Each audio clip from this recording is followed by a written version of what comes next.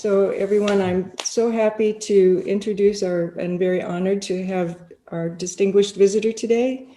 This is Gyogu. I will tell you a little bit. He is a Chan teacher, author, and Buddhist scholar.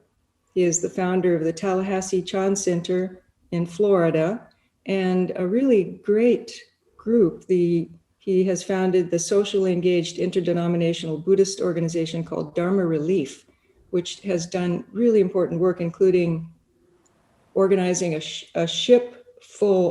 container full of masks to come over at the beginning of the pandemic, which was incredibly helpful. And he is one of the few teachers carrying on the living wisdom of Chan Buddhism in the West, and as the trainer of all Western Dharma teachers in the Dharma drum lineage of Master Xingyen, a great teacher. I've read and benefited from his teachings. In 1991, Gyogu was ordained as a monk and became Master Xingyen's first personal attendant and assistant.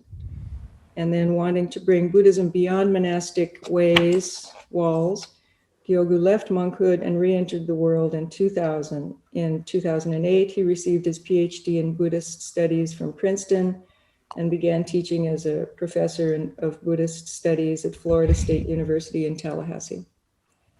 He's published several books, really, really good books on Chan Buddhism to make Chan teachings accessible to the West. His first book, The Essence of Chan, is an introduction to the theory and practice of Chan as taught by Bodhidharma, who is one of our favorite bodhisattvas here. A follow-up book, Passing Through the Gateless Barrier, Koan Practice for Real Life, is an exposition and translation of the 48 koans of the Gateless Barrier. And his most recent book, which is part of the reason he's on this tour, virtual tour, to talk about the book, is Silent Illumination, A Chan Buddhist Path to Natural Awakening, which includes some new translations of Hongzhi's wonderful poems that we know. And this book offers instructions and translations of the writings of Hongzhi, the founder of one of the most important methods of Chan practice and a very important guide of Dogen Zenji. He's one of the few people that Dogen Zenji's teacher called Old Buddha. So Gyogu has asked that we have a bit of a dialogue today. So he will present some words now, and then I'll probably do some words, and then he really wants to have a discussion with all of you. So we do an opening chant. So let's do that, and good. So we'll have Royce do the opening chant to open the sutra teachings.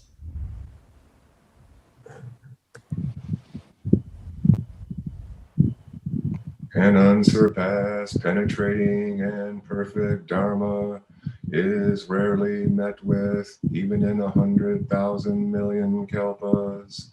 Having it to see and listen to remember and accept, I vow to taste the truth of the Tathagata's words.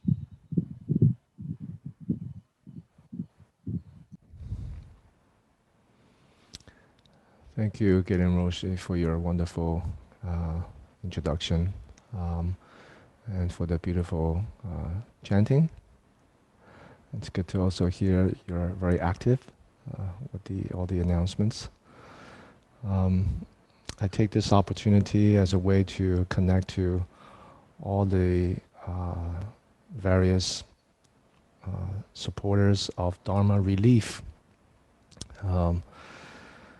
So not being used to this kind of business aspect of Shambhala promoting books, when they asked for the book launches, I thought about this opportunity as one, to connect with different teachers. I think there's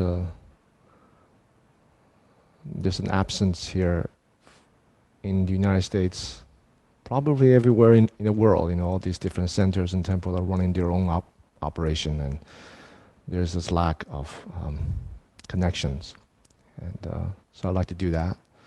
Also, an opportunity for two sanghas to kind of see each other and ask questions. So I hope members of my sangha will ask you questions when you share your teachings. So building alliances, building friendship. So that's why I see this occasion. As for silent illumination, I will have my students send out free copy to all the centers. Definitely your center. Did we send it out yet? We did. Okay, you should get it soon. So you can borrow from the library and have a read. But since I'm here, every one of these book launches, I try to say something different. And for this occasion, maybe we can talk about practice and awakening together as not separate.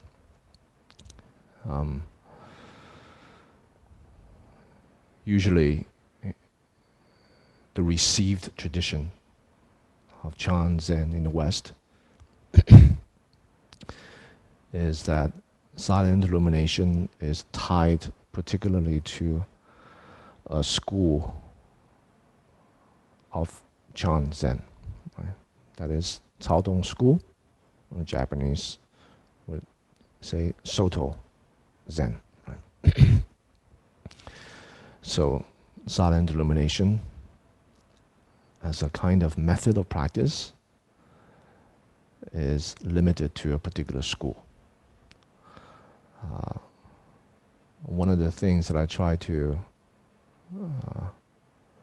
unshackle, if you will, with this book is to point out that according to Hongzhi, the 12th century great Chan master who articulated silent illumination, from his discourse records, you can see that for him, silent illumination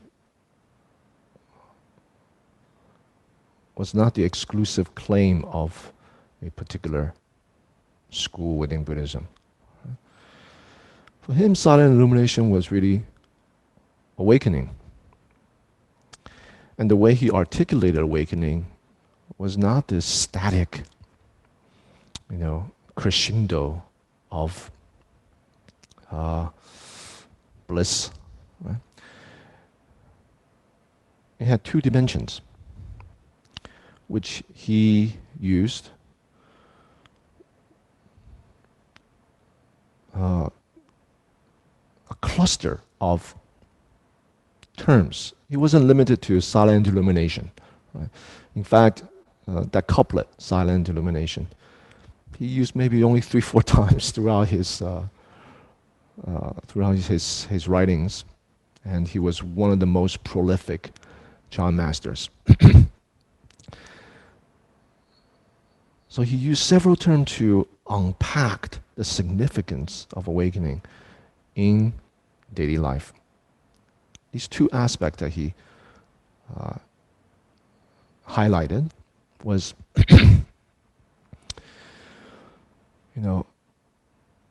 selfless activity. Selfless activity. Quiescent luminosity. Or silent illumination. And he understood the significance of practice in daily life really from this angle of, in the daily activities, not injecting our self-referential concerns around which we engage in all kinds of ruminations, projections, into the activities of daily life, responding to the needs of people for what needs to be done and what can be done, and how all the interactions, the ups and downs of life, becomes the arena of our mind, our heart, meaning that nothing is outside of us. So, in that sense, the wonderful and beautiful occasions of interacting with people, engaging with different tasks, and witnessing the things, the people in themselves free themselves, as opposed to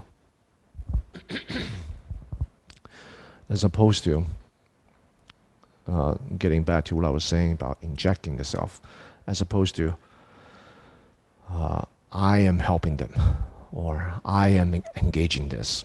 Right? So it's just things and people in themselves free themselves from entanglement. Yet we fully offer ourselves and engage. You know? So in this sense, there's no me, I, mine who engage in practice. At the same time, everyone together is benefited from practice, is benefited from our actions. So there's action, yet without self-referencing. Now, this all may sound very abstract, because, the point of practice is really to bring it down to earth. Because when we examine ourselves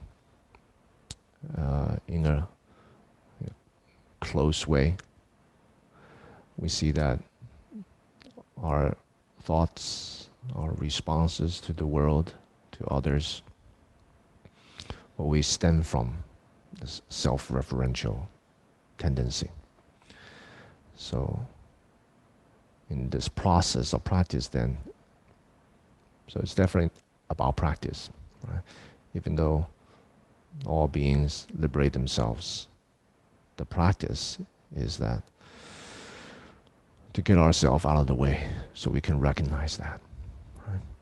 And to do that is not to isolate oneself in meditation, but to see all activities as part of one's practice, right? To expose and all the things, self-referential thoughts, vexations, and really develop an eye to recognize the workings of these self-referential tendencies and how it affects our body. Because a lot of our tendencies and habits are completely embodied. Right? And learn to not fall back on the self-referential default way of responding to things, that is grasping and rejecting. Right? Learning to recognize is one thing, but how to work with them is another. Right? So instead of falling back on grasping and rejecting, right, we embrace, we accept. Because everything has a history. Everything has a history.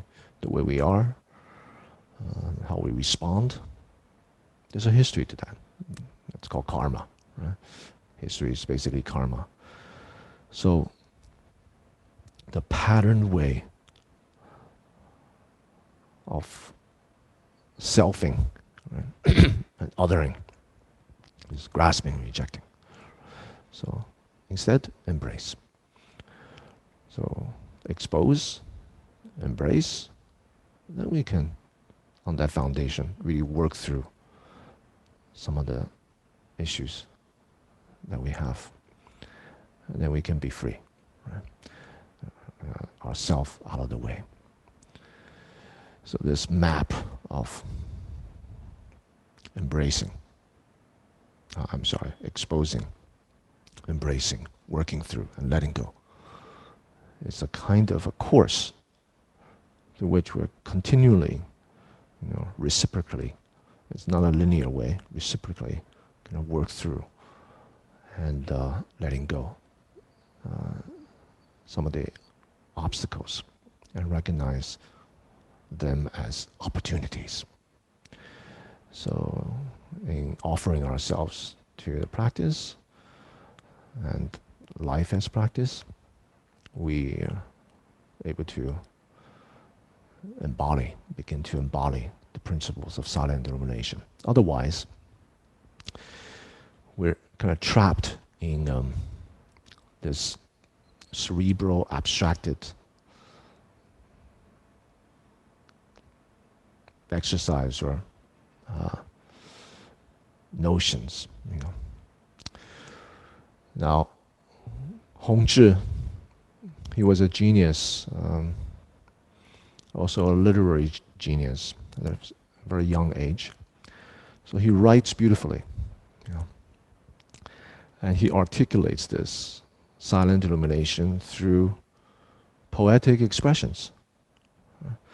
And it can be so enticing to imagine, the luminous lake, lucid, transparent to the bottom, and you're sitting there, transparent to the bottom, or just kind of sucked into his literary allusions, and he becomes separate from life. Now that lucid, transparent lake without ripples actually describes how we should relate to other people. Right? So why is it has no ripples? Why is it transparent? Because it's got no winds kind of blowing at it. Right? One of the winds in the Buddhism talk about the 8 winds: fame, defamation, having, lacking, praising, blaming, all of these things. Now, if you're moved by it, then there's a bunch of ripples. So whatever is reflecting off on the surface of the lake is just fragmented, so we cannot see clearly. So similarly, when we relate to people, if we are moved by the enticements, the blaming, the praising, and so on. So similarly, we cannot see clearly. If we can't see clearly, then we cannot respond clearly. So we wouldn't know what needs to be done, what can be done.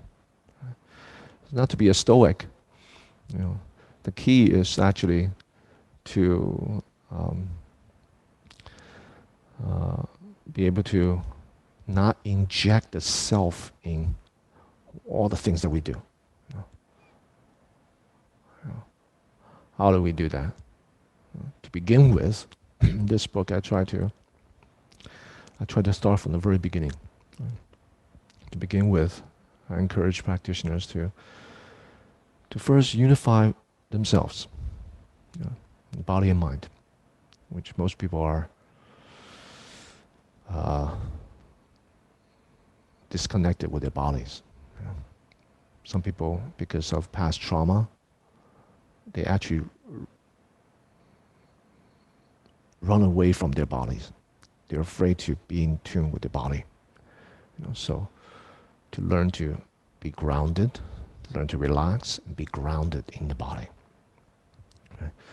So most of the time in daily life, our body and mind are together.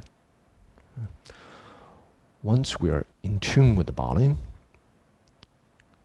relaxed and grounded, then something happens. Then the subtle, because the body is such an indicator, the subtle undercurrent feeling tones, we will start to be able to recognize them. Because when we engage in different activities, our body will have a response.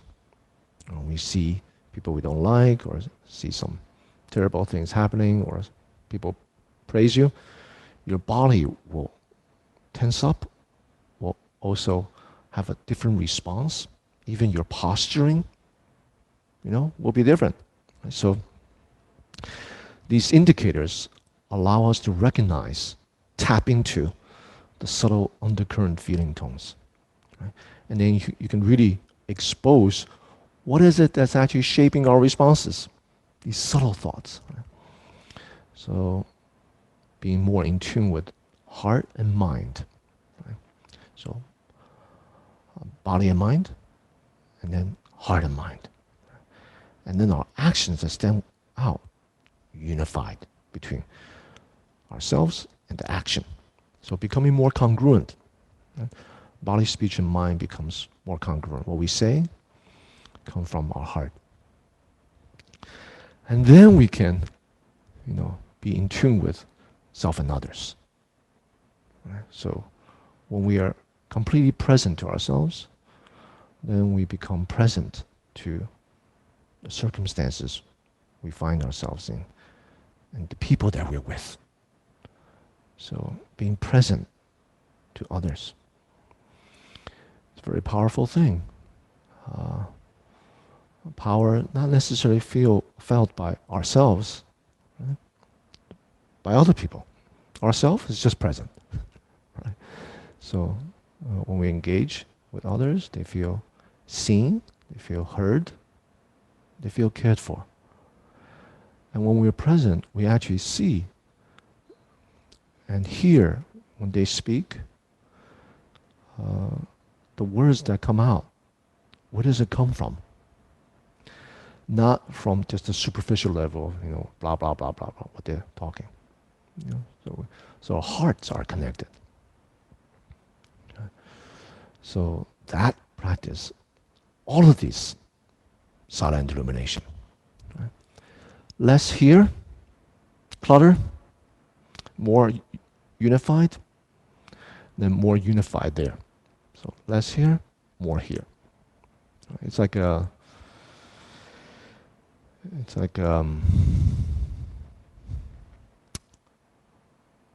lifeguard on the beach, sand. If the lifeguard is mingling with everyone in the sand, it can't see far. Whoever's drowning, some kid needs help. Right? The lifeguard, still, they build those lifeguard chairs. It's really high.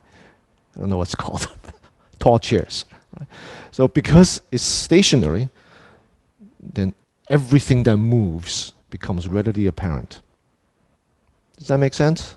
Right? So if it's cluttered here, reactive here, then you don't see anyone. Right? All you see is just me. So when we see me, then everything becomes a big deal. Everything becomes a big deal. So less here, everything clear here. So what needs to be done, what can be done, we respond. Like Dharma relief. I saw that all the centers actively trying to better the situation, trying to help, giving teachings, so the members are able to relax into being present to what they can do about it, engage in more practice. But on a social level, everyone wanted to help, but they had no means. But because Dharma Drum's connection to mainland China,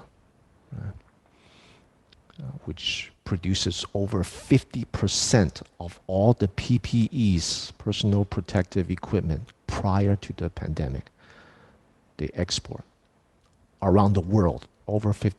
They've already been doing this. So there's a lot of already established, FDA-approved factories. Right?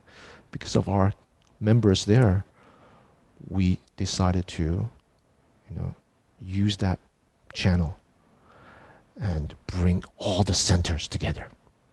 in a unified way, and when we bring everyone together, we've done so much. We're able to bring 1.2 million FDA-approved masks, sent to hundreds of hospitals in North America. And then we got the attention of MedShare, which is a humanitarian movement, collaborated with us, cut out the shipping fee, which was insane, most of it at least. And then we were able to use the money for the shipping fee to buy more masks and then send to the rest of the world, after the hospitals. So we're very grateful to Houston Zen Center for helping, and all the centers. Right? So that is what needs to be done, what can be done. Right? Let's hear, and then we see what needs to be done, what can be done, and the links that we saw. We saw connections. Right? When we're not self-referential, what we see are interconnections. You see? So, all of this teaching of silent illumination, Hongzhi, he's like a poet, So what happens when the poet gets enlightened? Then he writes all the stuff that he writes, So you don't get too sucked into the poetry of it, right? See the core of the teaching and then apply to daily life. So he's very poetic. That's his blessing, our blessing, but also becomes an obstacle potentially. Right? His beautiful writings, right? So different Chan masters, their styles are very different. Like Ling Chi, not too much a good writer. So what he does, he screams at people. Duoshan, he was a kind of a brute before, he's a kind of a hunter. So what he does, he whacks people. So different Chan masters have their style and their history. They bring their own karma there. So in reading, the translation, I try to make it as beautiful as possible, kind of replicate that writing style. But in the last portion, the translation part, the first part, I try to make it as down to earth as possible, and so hopefully you can get the benefit of both. But silent illumination is really, what is awakening? It's not some kind of crescendo. Right? It's daily life. How is it enacted? Selfless action. Poetically put, silent illumination, or quiescent and luminosity, everything clear. Right? So it has these kind of two dimensions. It's a very Chinese way of expressing too. Americans, we can express it in our own way. Chinese ways is always talking about in terms of root, branches, dark and light, which is influenced by indigenous Chinese and Taoist-like traditions. Dates back to BCE times. So anyway, don't get caught up with the language, apply to daily life. Don't think awakening as some reified moment, although that does happen, where the self suddenly drops away. But bring it down to practice. Why?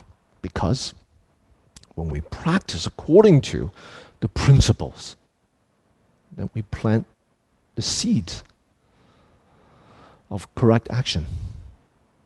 Right? Seeds that's in line with awakening, in line with freedom. So when the cause is like this, the effect will correlate. You see? So if we practice planting the cause of sense of lacking, the need to, having, or grasping, and then rejecting. When we plant that kind of seed, then no awakening. The whole practice is kind of ruined. right? So practice and awakening unified, starting with body, mind unified. Right? Speech, heart, action, heart unified. Right? Right? Undercurrent, subtle feeling tones, and our reactions unified. Right? And the things that we do, things that we feel unified, and others, self unified. So practice in this way. Then these experiences of the self-referential grasping suddenly drops away. These experiences will occur, but they're part of the path. You know, they will happen again and again and again and again. So because we are very deeply attached, we have a lot of habit tendencies. So don't worry too much about that. Just practice correctly, then everything will fall into its place. So I spoke too much. Okay, thank you. Thank you. No, that's wonderful. I think that what the Shambhala people wanted was then I will speak a little bit and just to respond a little bit from the official Soto Zen point of view, as official as this Soto Zen mouth can speak, and then back to you. So thank you so much. I loved everything. The dynamic that you laid out, which I wrote down, although I do remember: expose, embrace, work through, and letting go. Beautiful description of the path. And in terms of Hongzhi, who is so important to Dogen and therefore very important to us, I want to read one of your translations in a moment, but for right now, what I want to say is that I was remembering in my body some actual practice that we've just done, which illuminates what you're talking about quite clearly, I think, which is we took our bodies out into the field. And for Dogen, for Hongzhi, the imagery of a field is very important because we're on the Buddha field all the time. And we may forget it, but we just step back into the center and we're in that radiant field. But the ripples that you described can prevent us from seeing that. So yesterday we had a work day around here. So part of part of the reason, I suppose, that we have practice centers and temples like you do is that we work through this practice. And so we had a garden day here and cultivated our empty field, planted a tree, did a lot of weeding, mowing, and explicitly it was just to take care of the grounds, but implicitly it's to take care of the self and to watch what arises, to work it through, and to go beyond and go back to working in the ground. And this morning, I'm not sure if you were on the Zoom call when one of our teachers here, Mary Carroll, who's a landscape designer, instructed people during Soji to sweep and to just simply sweep and watch the self that arose while that sweeping was happening and then just return to sweeping. So I think Soto Zen has, of course, taken the heart of, or as much as possible, we have the heart of Hongzhi's beautiful teaching, and we act it out in the most simple and direct ways. So I want to read something that you translated, because your translations are fantastic, of course. You say, from Hongzhi, luminous and bright, mind is without deliberations. This is your original dwelling place. When opportunity shifts, this illumination transforms and emanates. Passing through the world, it responds to all situations. This illumination is effortless. Its function leaves no trace. Clouds leisurely drifting, streams naturally flowing. There have never been any lingering hindrances since the very beginning. Just be directly innocent and secure, then all is unmoving, and no manipulating conditions can move you. You must genuinely embody this. So this simplicity and profundity combined can both reassure us and, as you say, it can get the mind involved a little bit. So how in your practice and teaching do you continually bring people back to the simplicity of these teachings? Thank you. You know, there's the Chan Zen tradition is quite unique. If we see other retreat centers, you know, people pay, they go on retreat, they meditate, of course, but then Chan Zen tradition and Song tradition, you know, they pay, they come retreat, and we put them to work. Because working is such an important aspect, you know, not this kind of blissing out, sitting in meditation.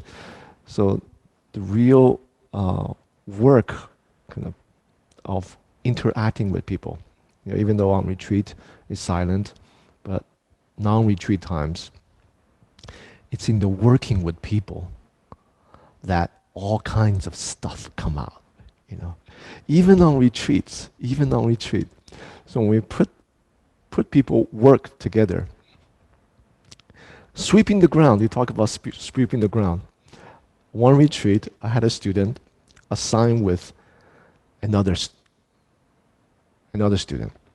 Now this student B, very used to bossing people around. Not because she's in charge of the meditation hall sweeping. It's just, you know, so we have 3 people cleaning the hall. So she automatically assumes to be, you know. So the other 2 couldn't stand it anymore. No, it's all silent, but there's gestures. You know, so I'm there like just standing, just smiling, looking back. And the 2 people, of course, in the next interview, they come. Go. Can we get reassigned to work somewhere else? I said, nope. You gotta work. You know. So in the working, we talk about simplicity. Yeah, within simplicity, there's always complicated. Everything's always complicated by the minds and the hearts and our histories of way. And it's learning to expose what's here when we face different type of people. Embrace it. It's my reactivity, my response. Right? Yes, person B contributes to it. But that person B is a bodhisattva, right? Exposing. And then we work through how to navigate, help the person, yet also help ourselves in that process.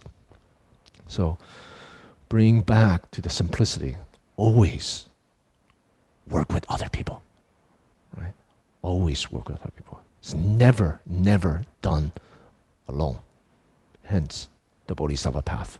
You know, learning to work with different types of people helps to bring out the resources that we have and the habit, tendencies, and obstacles that we have. So, with gratitude, we do that.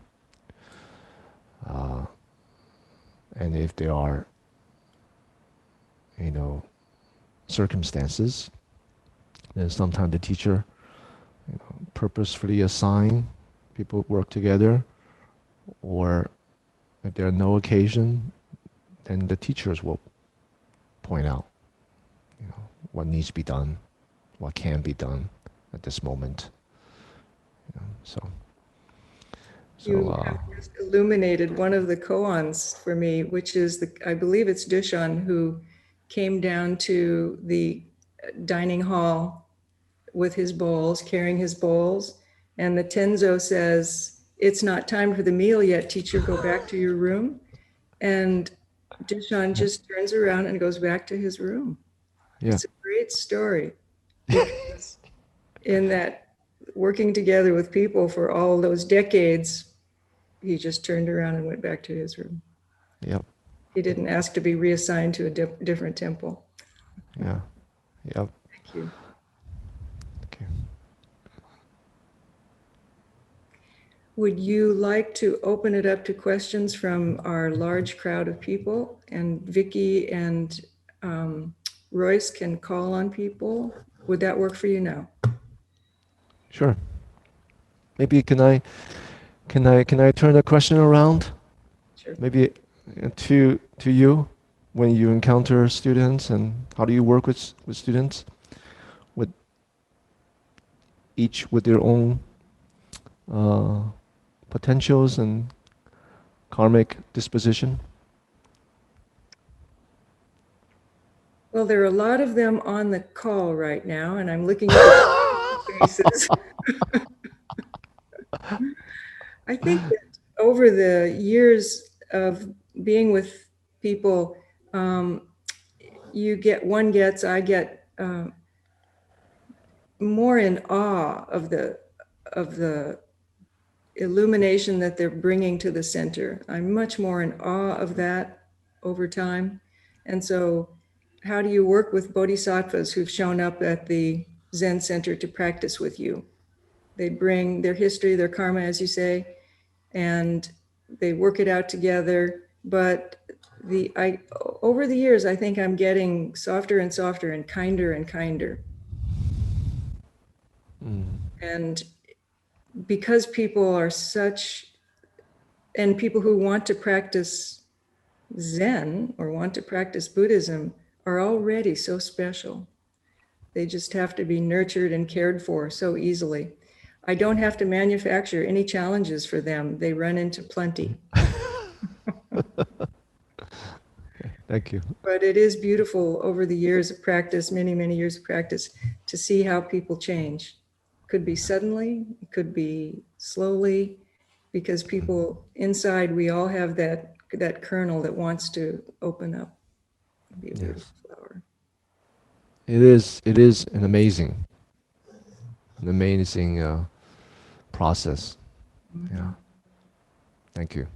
Thank you. It's important for students to recognize that too. There, sometimes when they're steeped in it, they don't see it, but they're amazing. Yes. Yeah. Not to, of course, walk around, I'm amazing, like that, but to recognize that it's all good. Yeah. Everything that come up. It is all good. Well, I have to say that we've been studying, we refer to the Lotus Sutra pretty often. And one of the major chapters in the Lotus Sutra on the son who goes wandering is about that feeling of unworthiness that comes up. And it's just very visible, the ripple of unworthiness is a very powerful detriment to practice. And I see that more clearly than I ever have. Yes. Mm-hmm. So when people are going around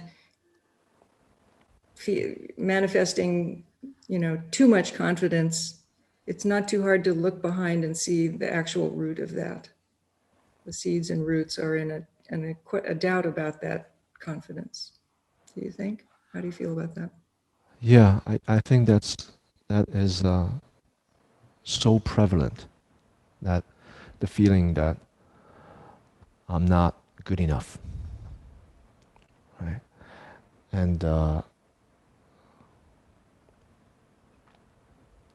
it's very painful to see that. So, when I see students like this, that's why I focus so much on embracing feelings. Right. Now, my teacher, having grown up, reared, and lived through a completely different time, and foreign place, ruled by Confucian values. He taught differently. You know, just put it down, put it down. You know, but in working with students and working with myself, you know, I guess I'm a little softer too. I give plenty of time, plenty of room to develop this practice of facing and embracing ourselves, to allow the feelings to recognize, don't run from it, but allow it to flow through oneself. And whatever we do, don't conclude with some narrative, some notions, some storyline from these feelings. Just allow them, the raw feelings of worthless or low self-esteem or not good enough or why can't I do this, to just flow through, completely open, vulnerable, open. And then through time, practitioners will see that and personally experience that these feelings doesn't break them. Now, if they draw conclusions from it, that yes, I am not good enough, and there's a real reason why. Here are all the reasons why. If they draw conclusion, if they start to rely on their head, then they'll break. But if they are completely open, tender, raw, and embodied and grounded, as long as they're grounded, they start to gain personal experience that nothing can break them, even the worst feelings. And then slowly they are able to learn to be grounded, and they see exactly how they feel, but the feelings can no longer grab them. There's a technical term in Chan. It's called 管带. It's kind of controlled. I spoke about this in the book, about controlling, right? It's like being tethered. Right? So if they are completely open and vulnerable and learn to be grounded that way and allow whatever feelings to go through them, then these feelings can no longer bind them, and they begin to come out of it. There's another teaching that I give that is called, this is a very simple phrase, and sometimes my students just use it, and that is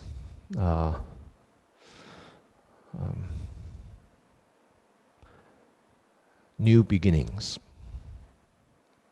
Every moment is a new beginning. So if they really want to repeat something or hold on to something in those moments when these feelings arise, then they can say, new beginning. There's a freshness and there's an openness to even the worst thoughts, feelings that we have. What is that? New beginning. That freshness that come out. That is the working of Buddha nature, emptiness, and its function. Right? So with this understanding, they can hold on to that if they want, in those moments. That new beginnings. So then they can, learn to ground and come out of it. Very beautiful. And, the value of having articulated it and publishing a book is really incalculable, because part of what helps people go through difficult times is hearing your words, hearing people articulate it, and then you've made it into a portable teaching. So I think, as Hongzhi was such an important writer, as you say, he was a genius. He left this record of the path and of his insights. And your writings are also incredibly important for people. So just the description that you've just given orally will help people. So this is how we're on the path together also, and hearing it in different words. So I'm so grateful for you coming today. Yeah. Thank you. I hope my students have heard your words, uh, your words of encountering students and recognizing that they're luminous, illuminations, they're amazing things that they bring. Recognizing that, that's also very helpful. It's just another way of saying, new beginnings, freshness, that everyone brings. Sometimes we forget, but yeah, please keep that in mind, my students out there. Keep that in mind. And the incredible importance of Sangha, so we can remind each other. Yeah. Yes. Okay. Thank you. Yes. So if anyone would like to make a comment or ask a question, please indicate by raising your hand, or I think we have to rely on Vicky and Royce to find you. But if you press the raise hand down at the bottom, we will see a big hand come up. So Ryan, Barry, Hello. Hi, Guagu, and thank you both for these wonderful comments. And it's wonderful to see all of the Houston Sangha on board. I'm in Tallahassee. I wanted to follow up. I really found it interesting to hear you all talk about, teaching and working with students. One of the things that's always struck me, and I'm kind of befuddled by it, is that it seems like the Chinese way of giving corrections is not to do it directly, but to sort of let the student learn on their own. This is from my experience of just visiting in Taiwan and China. And then the Western way is much more direct, to give people direct hints or direct words. Do you all have any sense about your approach to that, whether direct or indirect, or just, how is that part of your personality as a teacher, or is that just something that you use as appropriate? Maybe Roshi can speak to this. She's my student, so she heard me blabbering all the time. So maybe you can talk. okay. Otherwise, I really want everyone to hear you. But I think I've had the same observation, Fran, that it's indirect when I'm in Japan or with Japanese people, and it's assumed that you're watching closely and you will pick it up because there's so much ambient awareness expected. And as a Westerner, you finally wake up to this ambient awareness. In the West, I have noticed that it works better to give direct and kind instructions. People feel more respected that way. And we haven't been trained in the West to value picking things up by just observing or indirect. In the West, that can feel, what is it? It kind of threatens a sense of self if you're expected to have this wide awareness instead of this face-to-face instruction. That's my current thinking about that. But it is wonderful to be in Japan and China, where everybody's watching, or just everybody's attuned to each other on so many levels. It's a beautiful feeling. And one day we'll get there.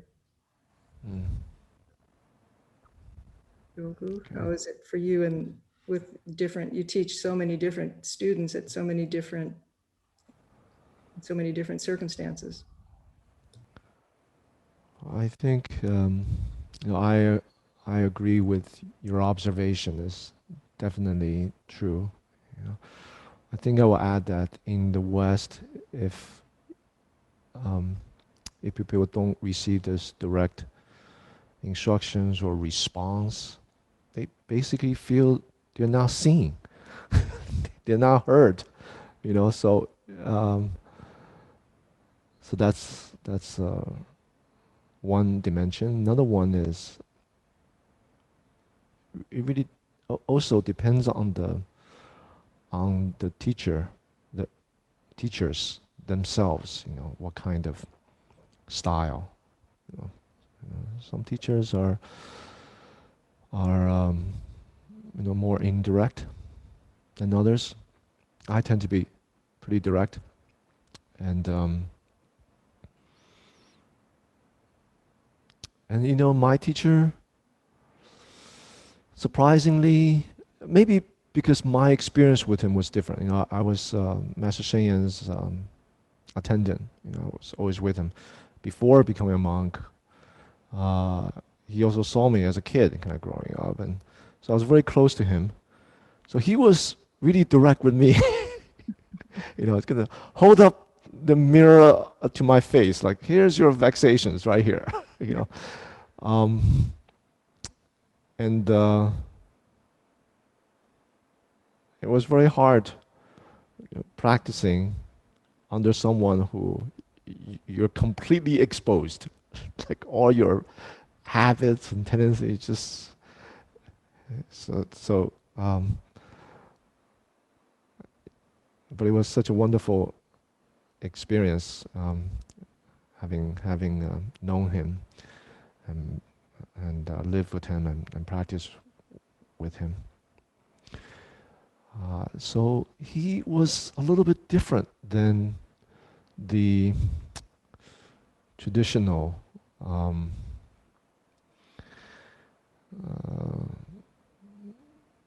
Chinese teacher, at least my experience. So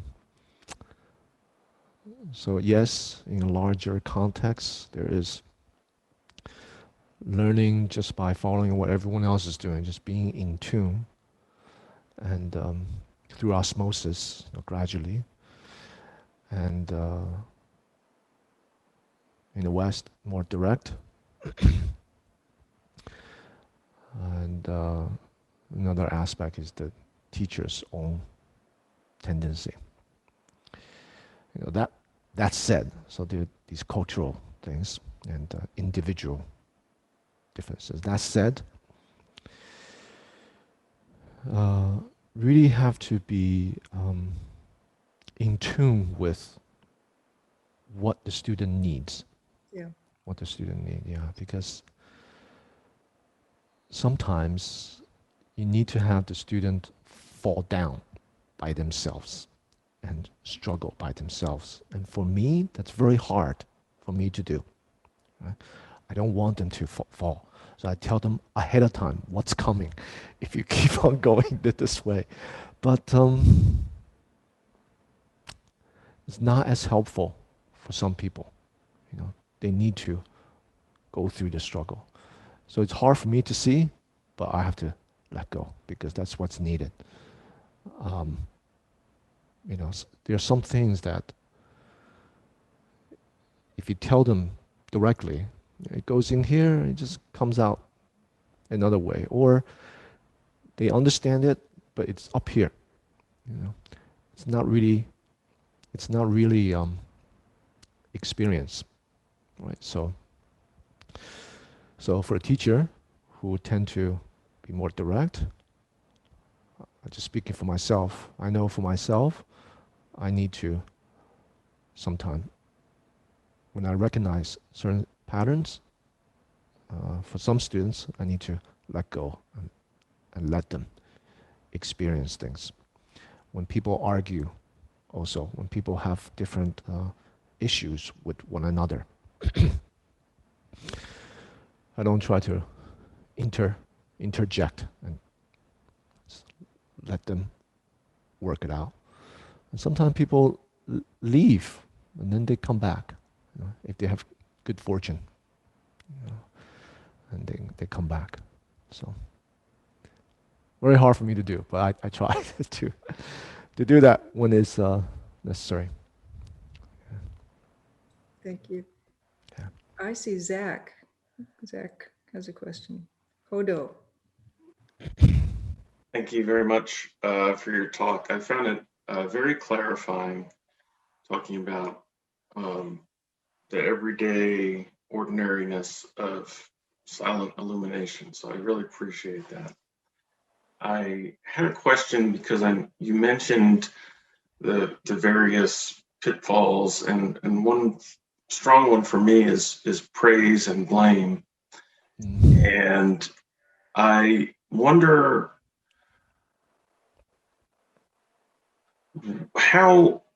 what's a good way, or how is a good practice to be more aware of those hooks that catch us?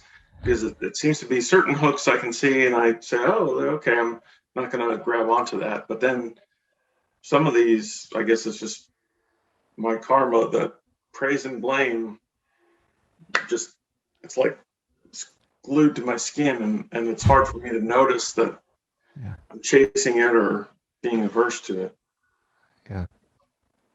Thank you. Thank you. Maybe I'll say a few words, and then Roshi can also say a few words. I share your sentiment. I must say, this praise and blame. Right? When I was younger, um, that's the hook that my teacher discovered in me. Oh, he used it so frequently and wisely. He would prop me up and bring me down. So many occasions, and he did it publicly, publicly, And I remember as a novice, I used to just took it publicly, go up to my room and just start hitting the pillow. Like, why does he always do this? So he knew exactly how to push the button, right? And then I discovered this. It's actually there's something within me that need to be seen, need to be heard, need to be loved. These three things: seen, heard, loved. Right? And as I continue to practice and work on that, I try many things. Right? Not to be seen. Okay. Not to be seen. Not to be recognized. Or blamed. So, as his attendant monk, he used to send me to represent him to like big corporations to teach. I'm like, I'm not the first monk, right? So when we gather in the dining hall, I'm kind of halfway down. All these monks kind of in front of me. It's like, Gogu, today you go teach. And I can just see inside, yes. Just stupidity. And then I felt, talk about being in tune with what's happening. All the eyes on me and all the monks before me. So I figured out a practice for myself. Everyone's human. You don't think that people become monastic and they're free from jealousy, free from hatred and all that. No, we're human. So what I did was, besides my attending to my teacher in my own free time, usually practicing meditation, because I really love that, I put myself in the bathroom. In Taiwan, all the buildings are made out of cement.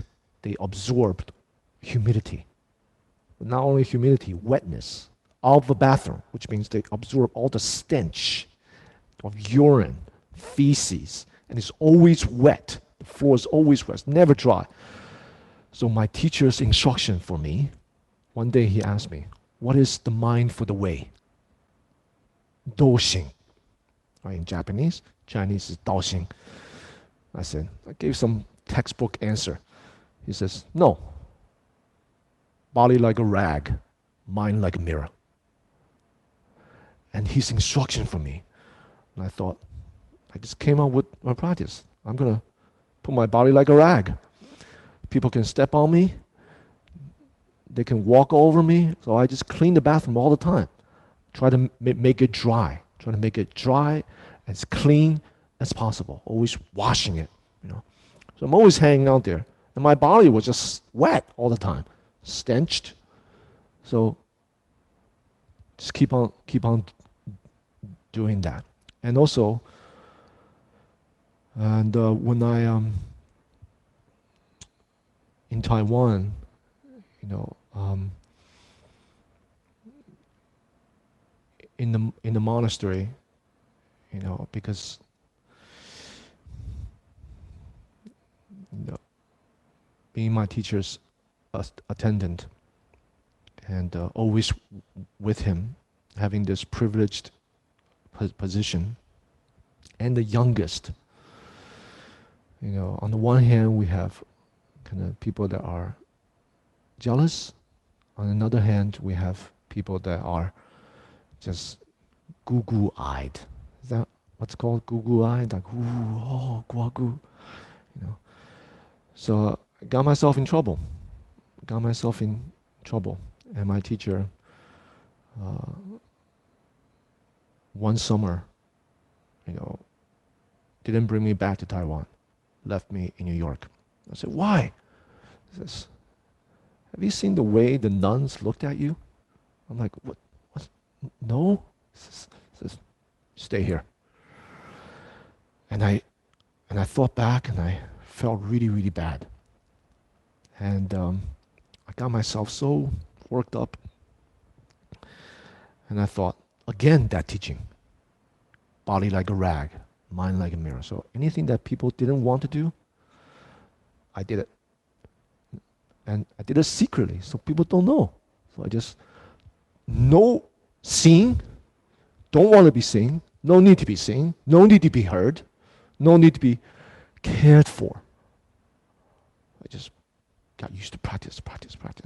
In this way, exhausted myself. And because I did this, that was my hook. Because I did this,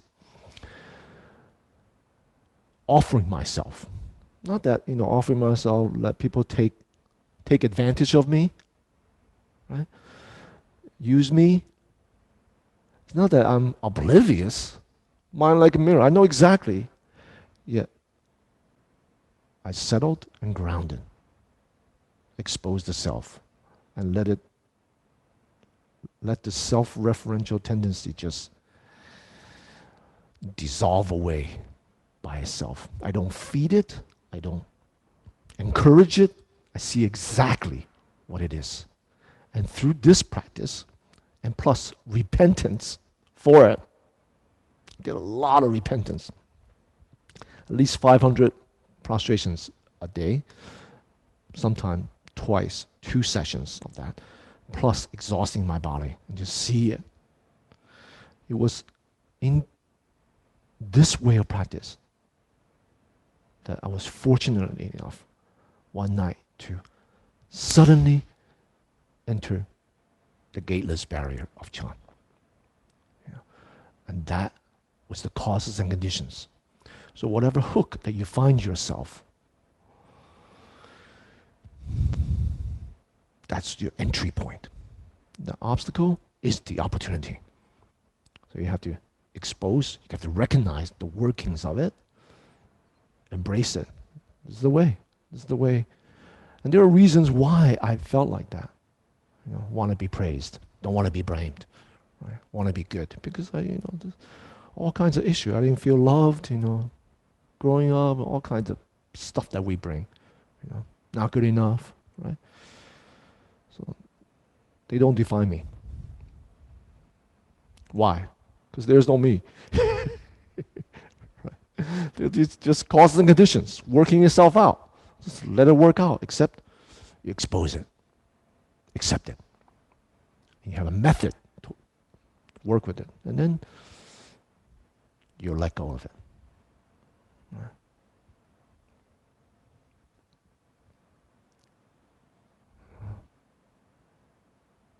Excellent. And I see Laura has I don't want to add to that, but I kind of want to make a joke because I can't help it. So it goes in. That was a great answer. And that was a great question. But it really was a great answer. Now, Laura. Hi, thank you so much. It's good to see you again, Galen Roshi, and good to meet you, Gorgu. I've had this line from Dogen Zenju's Fukan Zazenki just kept rising up recently. If you want to attain suchness, you should practice suchness without delay.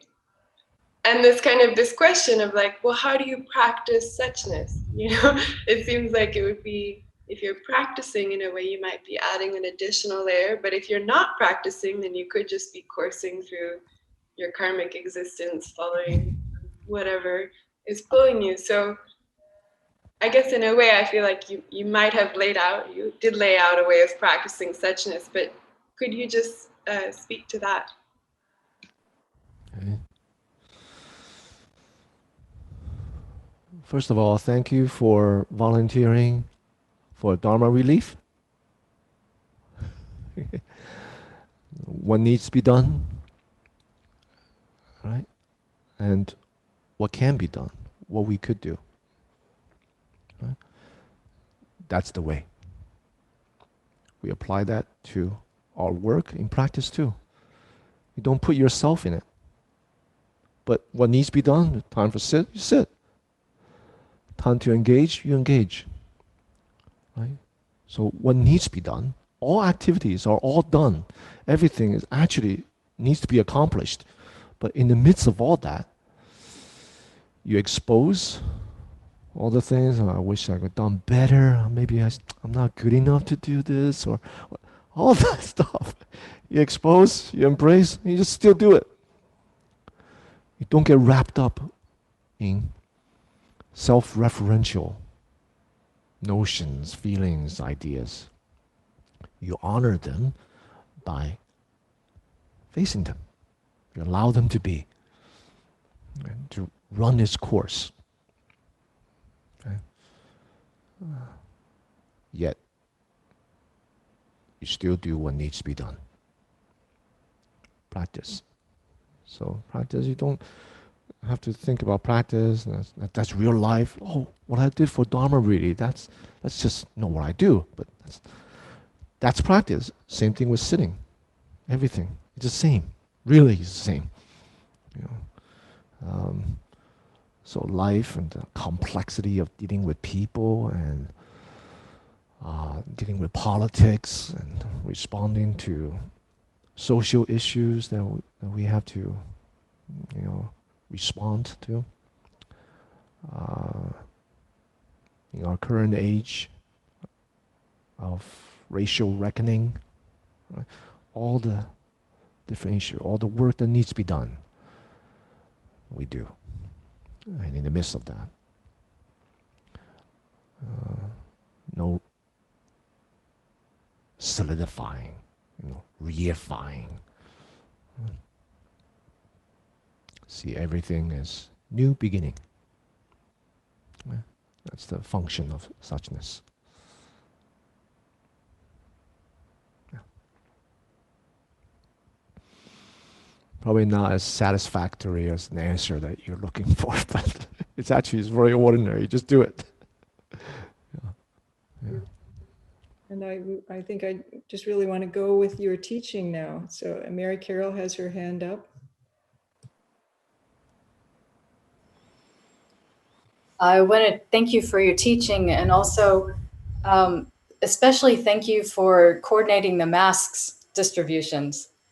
I got a package from the shipment that y'all sent, and I took it to work at a time when everybody had like one made mask and a homemade mask, and it was always dirty or lost. And so having those was a really good backup, and it helped keep us safe. So Thank you. Thank you. Thank you.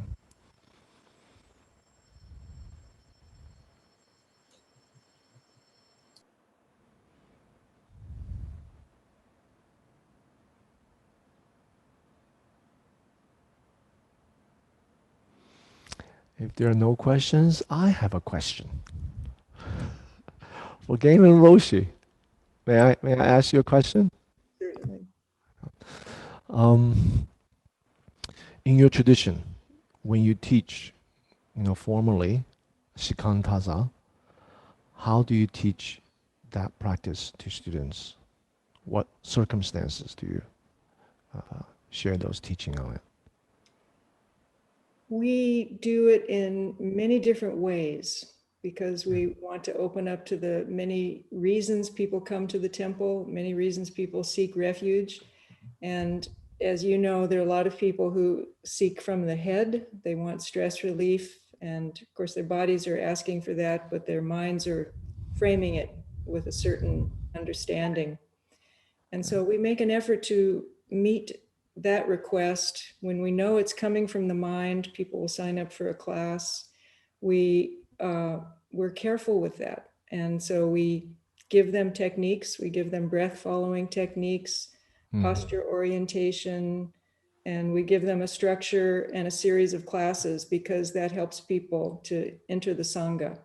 And that was something we started quite a long time ago when we saw how what's the word, timid or hesitant people were to just come into a meditation period.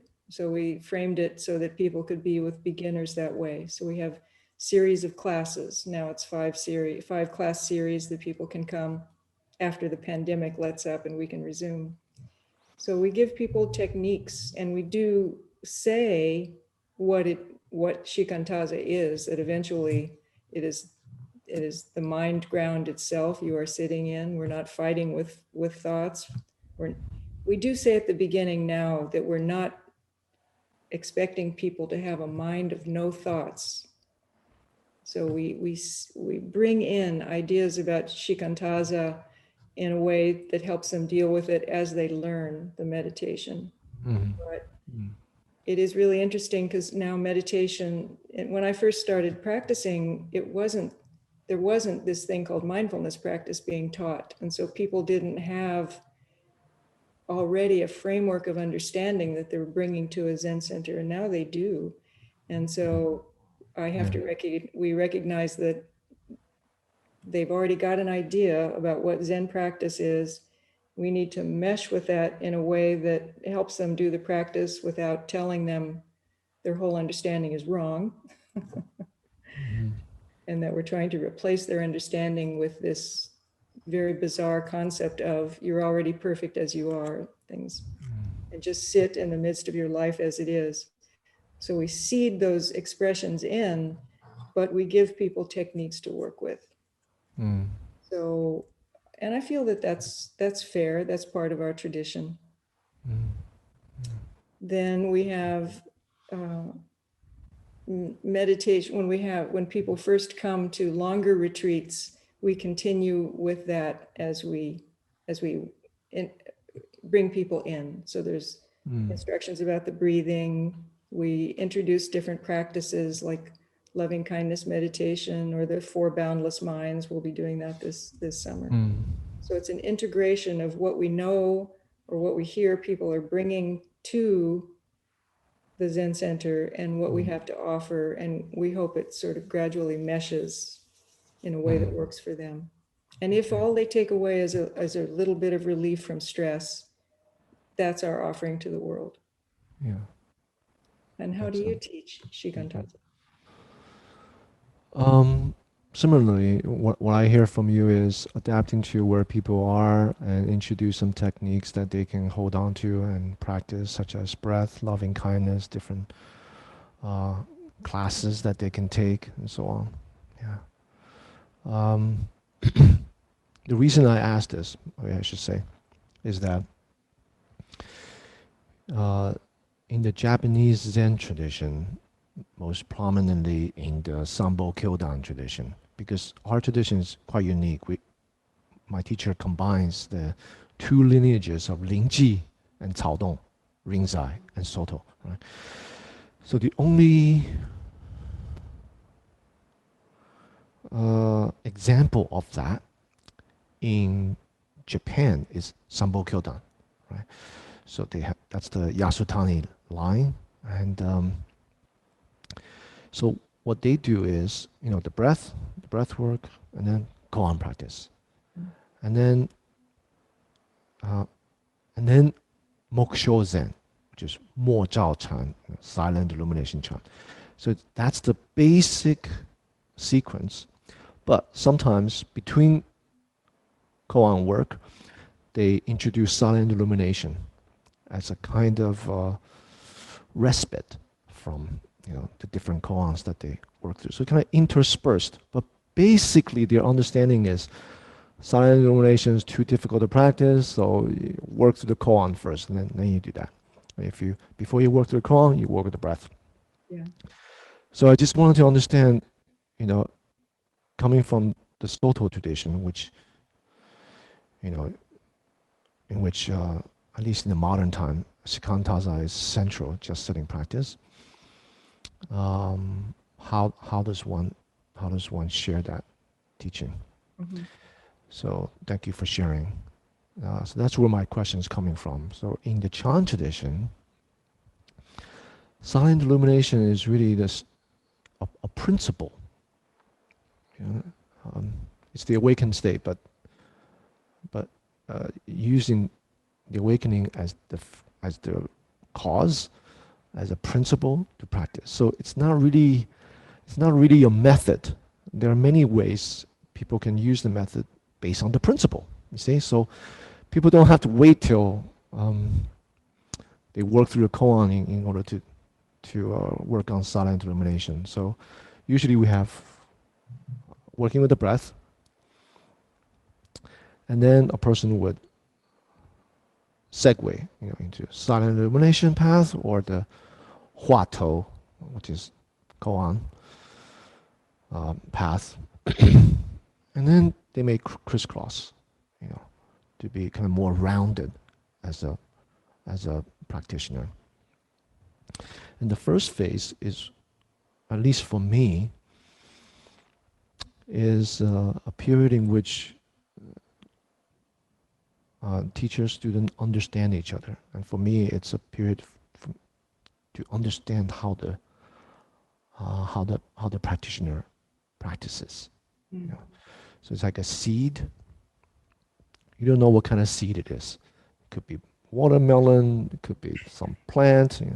So you plant it in soil and put some water, and then when you start to sprout, and you say, this person's the shape of the leaf, shape of the sprout, and then you say, okay, this person doesn't need too much water because it's a cactus. You put too much water, it'll just die, drown. Whereas this other person, you need a lot of water. This plant needs a lot of water. But also in that analogy, the sprouting are kind of like psychophysiological responses from meditation. And from the counseling, you see how you get to understand. So the breath work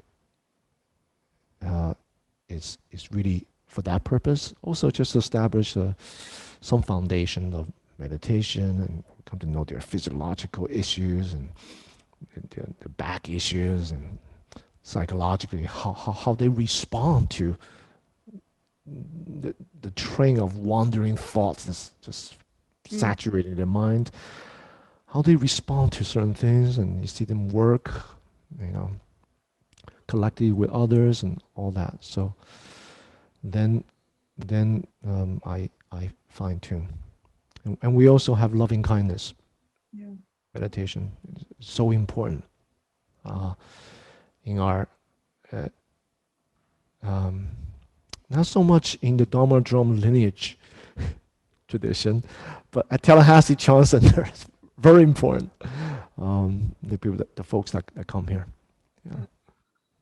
Yeah. I think there are many parts of Chan that somehow I don't know, they're underemphasized in Soto and I suppose possibly even in Rinzai in the Japanese tradition.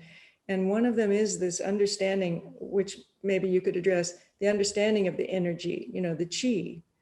The understanding of chi in Chan is very important. And I know, and historically, even in Chan monasteries, you could feel the chi in the room, and where people sat was influenced by factors like that. Like you say, what kind of plant is coming up?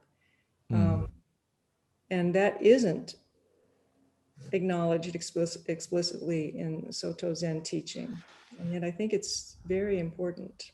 It's Yeah. included, of course, because it's part of our Buddhist practice. It's part of what we inherited from Chan, especially. Can you mention that? Sure. Say something about that? Yeah, well, Chan, so the notion of qi dates back to kind of BCE time, like at the Buddha's time, except in China, right? And also during the Buddha's time, the Mendicant tradition, they recognize different energy that's flowing. Anyone who meditates kind of really recognize that. So in China, its counterpart, we have our own contemplative tradition that dates back as far as the Buddha's time. So the discovery of qi and working with it, that's a really big element in kind of Chinese tradition in general, right? And they tend to, it's so important that they tend to see everything through the lens of qi.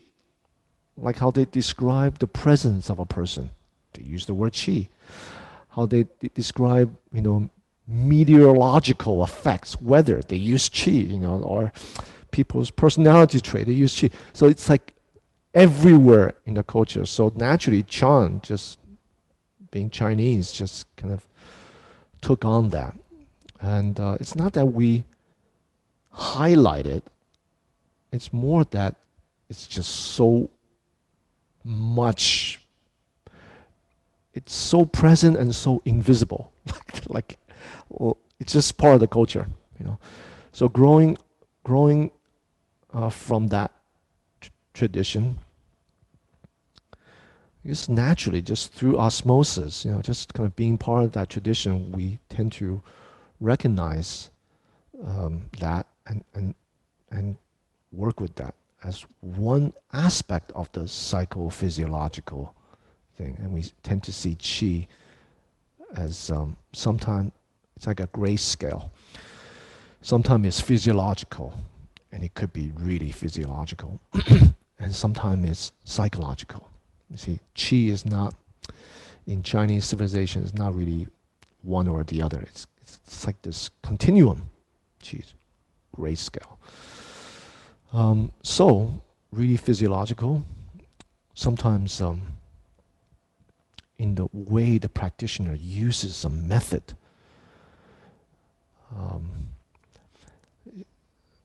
and a particular method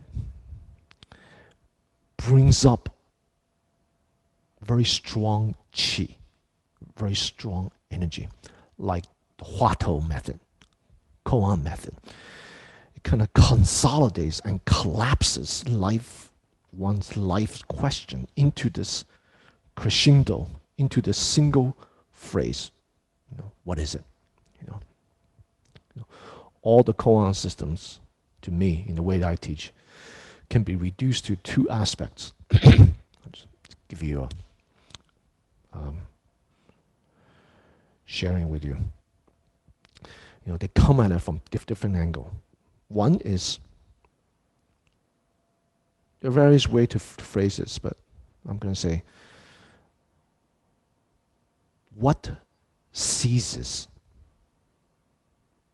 What ceases ends. Another angle is what remains.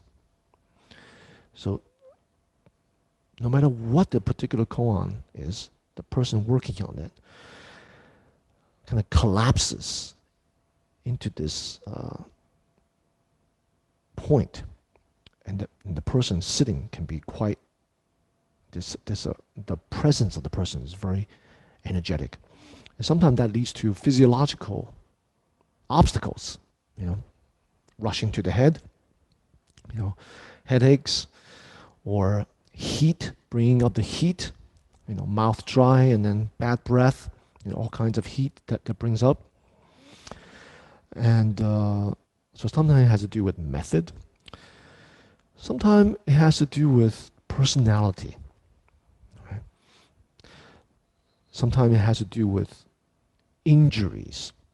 When a person has old injuries, muscle, bone healed, but the energy is blocked there. The chi is blocked. So when they sit, they tend to have particular pain.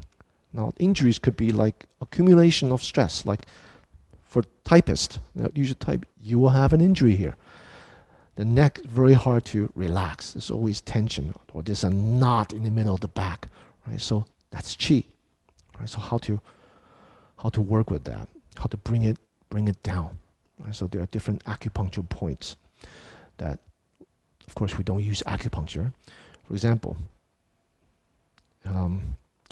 old injuries, not from method of practice, but old injuries. Bones, muscle, everything's healed, but the chi is stuck there. So every time they sit, they have pain there, or throbbing there, or they have movements because the energy is not through. So the energy wants to go through, flow smoothly. So one point that I teach is, say this is the sole of my feet, beneath the toes, where the meaty part, the ball of the foot, there's one point here. This is where excess stagnant energy exits. So what I have is, have the student with the thumb, place it on that point, since their leg is folding up, place it on that point, and then take the hand away, but leave the sensations there. All right, you can feel, because there's a lot of nerve endings at the thumb, at the fingertips. So you put it there, you can feel, you can bring your sensations there. Leave the sensations there, but hand back to the posture. Leave the sensations there. Just by placing it there, the energy will start to bring it down and will start to exit there. Right? It's kind of like a bathtub, and that's the plug. You unplug it, so the kind of water starts to kind of drain. And then we also emphasize on massaging the body, which is definitely not part of other traditions. So we massage, particularly from the head all the way to the toes, after every sitting. So after the bell ring, we massage. So that smooth out any blockages and stagnant. So this is the physiological aspect. So there are other stuff. Psychological, emotionally. Sometimes chi. Sometimes that feeling that I spoke about, not good enough, kind of fear that people have, or kind of loneliness that can kind of congeal into a general chi of the person, like the presence of the person.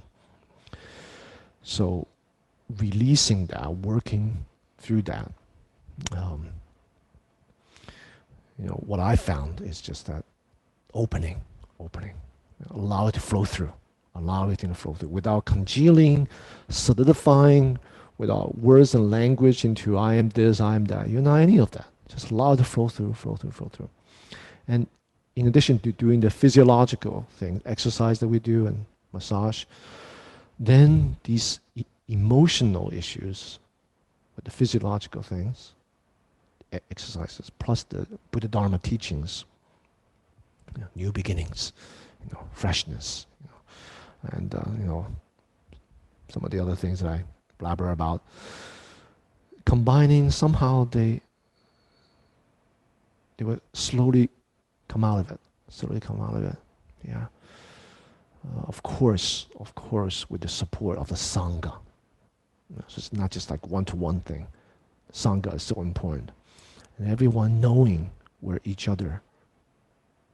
everyone's, how everyone's doing. And that kind of support.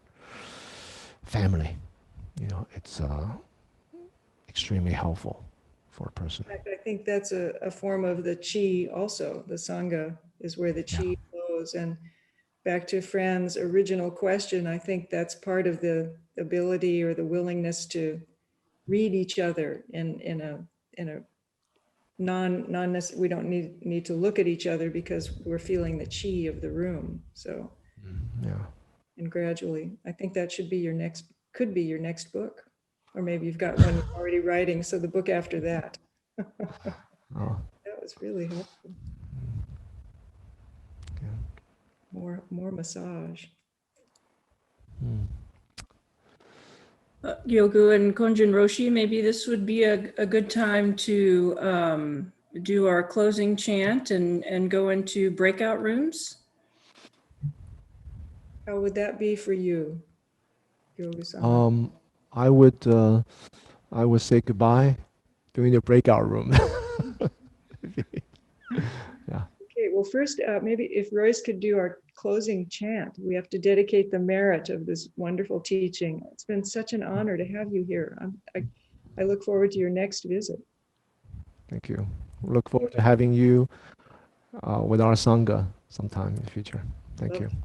Thank you.